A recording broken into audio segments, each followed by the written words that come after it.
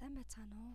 Багшийн хөгжлийг дэмжих үндэсний төвөөс зохион байгуулдаг сургуулийн өмнөх боловсролын багш нарын мэргэжил дэвшлүүлэх төрөлцсөн сургалтын 2 дугаар ээлжийн хичээл сонголтын заавар видеог хүргэж байна.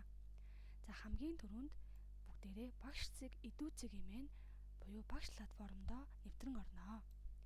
За үүний дараагаар дэлгэцийн платформын баруун дээд буланд байрлах нэвтрэх товчон дээр даран өөрийн эсэс хаяг болон нууц үгээ оруулнаа.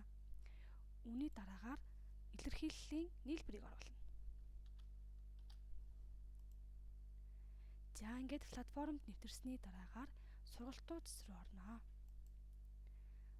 Сургалтууд руу орох үед багшийн хөгжлийг дэмжих үндэсний төвийн сургуулийн өмнөх боловсролын төрөлцсөн сургалт 2025 2 дугаар ээлж гэсэн сургалт харагдана.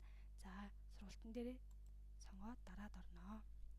За сургалт руугаа орсны дараагаар сагслах гэсэн цэнхэр товчийг дарнаа. За сагслах гэсэн цэнхэр товчийг дарах үед заавал сонгон судлах хичээлүүд автоматар цаанаасаа харагдана.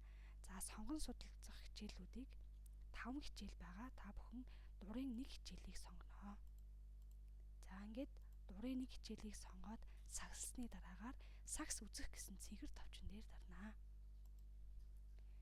За сагс үзэх гэсэн цэнхэр товчон дээр дарсны дараагаар төлбөр хийх гэсэн улбар шарангийн товчид гарч ирнэ.